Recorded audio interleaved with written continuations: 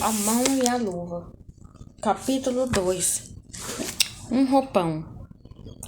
Um mês depois de chegar Estevão a São Paulo, achava-se a sua paixão definitivamente morta e enterrada, cantando ele mesmo um responso a vozes alternadas com 2 ou 3 moças da capital, todas elas por passatempo.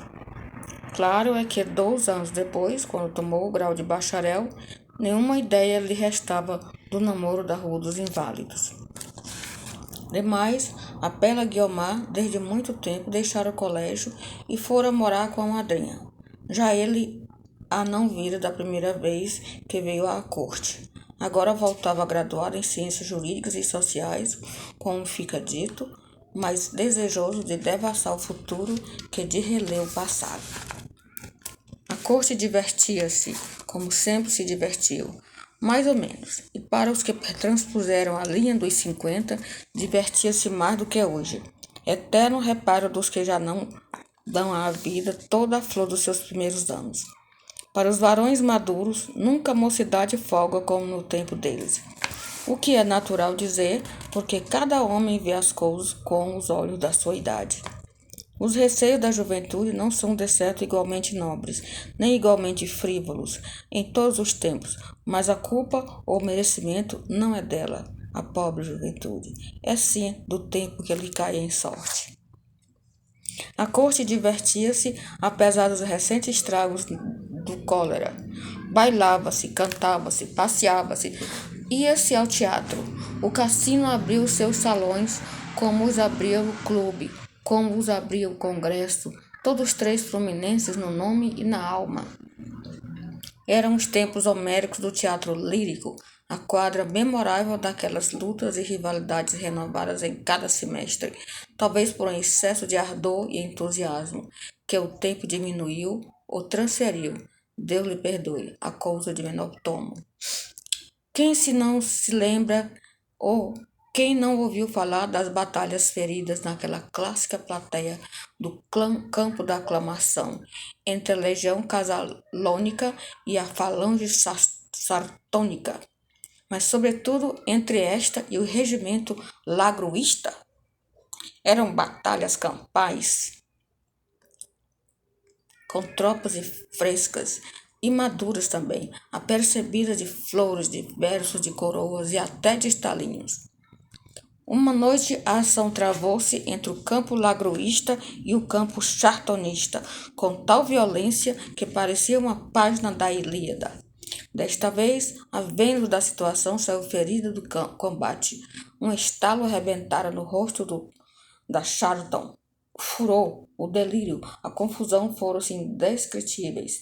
O aplauso e a pateada deram-se as mãos e os pés. A peleja passou aos jornais. Entre aspas, vergonha eterna, dizia um, aos cavalheiros que cuspiram na face de uma dama, fecha aspas. Abre aspas, se for mister, replicava outro, daremos os nomes dos aristarcos que no saguão do teatro juraram desfeitear Mademoiselle Lagrua, fecha aspas.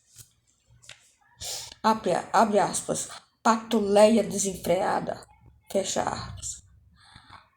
Abre aspas, fidalguice balofa, fecha aspas.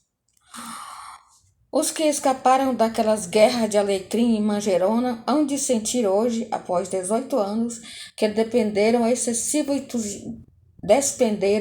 excessivo entusiasmo em coisas que pediam repouso de espírito e lição de gosto.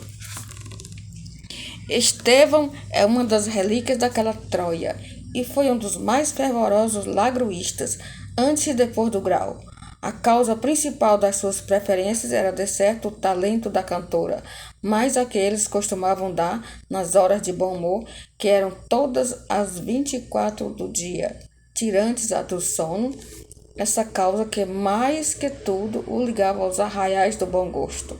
Dizia ele, imaginem lá, era o buço de Mademoiselle Lagrua. Talvez não fosse ele o único amador do buço, mas outro mais férvido duvido que houvesse nesta boa cidade. Um chartonista maquiavélico, aliás, escritor elegante, elevava o tal buço à categoria de bigode, compreendendo sagazmente que, se buço era graça, o bigode era excrescência, e ele nem ao lábio da lagrua queria perdoar. Oh, aquele buço! Exclamava Estevão nos intervalos de uma ópera. Aquele delicioso buço há de ser a perdição da gente de bem. Quem me dera ir encaracolado por ali acima, até ficar mais próximo do céu, quero dizer, dos seus olhos, e ser visto por ela, que me não descobre na turba inumerável dos seus adoradores. Quer saber uma coisa? Ali é que ela há de ter a alma, e eu quisera entreter-me com a alma dela, e dizer-lhe muita coisinha que tenho cá dentro, à espera de um buço que as queira ouvir. Estevão era mais ou menos o mesmo homem de 2 anos antes. Vinha cheirando ainda aos coelhos da academia, meio estudante e meio doutor, aliando em si, como em idade de transição, o estovamento de um com a dignidade do outro. As mesmas quimeras tinha e a mesma simpleza de coração, só não as mostrara nos versos que imprimiu em jornais acadêmicos, os quais eram todos repassados do mais puro byronismo, moda muito do tempo. Neles confessava o rapaz a cidade e ao mundo, a profunda incredulidade do seu espírito e o seu fastio puramente literário. A colação de grau interrompeu, ou talvez acabou, aquela vocação poética. O último suspiro desse gênero que lhe saiu do peito foram umas cestilhas à sua juventude perdida. Felizmente, que só a perdeu em verso, na prosa e na realidade era rapaz como poucos. Posto fizesse boa figura na academia, mais prezava do que amava a ciência do direito. Suas preferências intelectuais dividiam-se, ou antes abrangiam a política e a literatura, e ainda assim a política só lhe acenava com o que podia haver de literário nela. Tinha leitura de uma e outra coisa, mas leitura veloz e à flor das páginas. Estevão não compreenderia nunca este axioma de Lord Macaulay, que mais aproveita digerir uma lauda que devorar um volume. Não digeria nada, e daí vinha o seu nenhum apego às ciências que estudara. Venceu a repugnância por amor próprio, mas, uma vez dobrado o cabo das tormentas disciplinares, deixou a outros o cuidado de aproar a Índia. Suas aspirações políticas deviam naturalmente morrer em germe, não só porque lhe minguava o apoio necessário para as arvorecer e frutificar, mas ainda porque ele não tinha em si a força indispensável a todo o homem que põe a mira acima do estado em que nasceu. Eram aspirações vagas, intermitentes, vaporosas, umas visões legislativas e ministeriais que tão depressa lhes namoravam a imaginação, como logo se esvaeciam aos revelar dos primeiros olhos bonitos que esses sim amavam-os ele de deveras. Opiniões não as tinha. Alguns escritos que publicara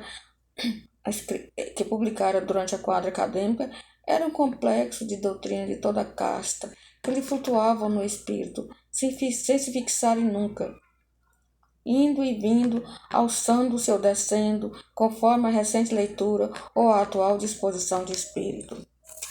Por agora, militava nas fileiras do lagruísmo, com ardor, dedicação e fidelidade de bom apóstolo. Não era bastado para pagar o luxo de uma opinião lírica.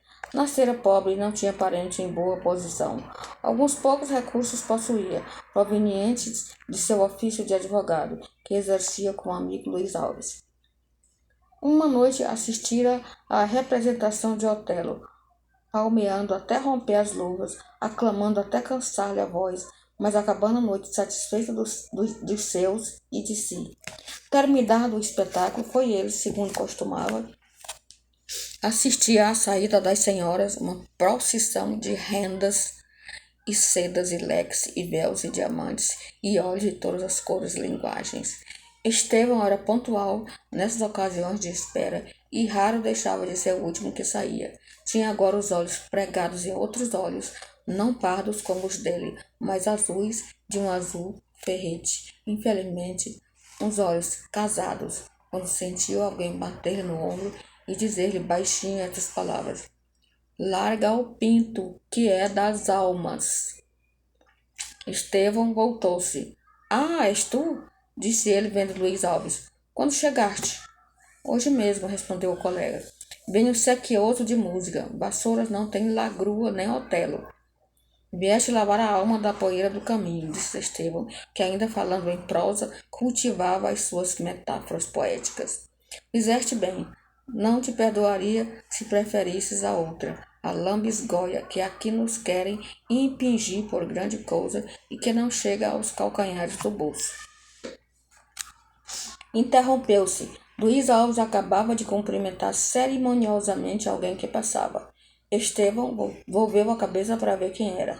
Era uma moça que ele não chegou a ver, porque já descia as escadas, mas tão elegante e gentil que os olhos lhe fuzilaram de admiração. Algum namoro? Perguntou o amigo. Não, uma vizinha. A desfilada acabou.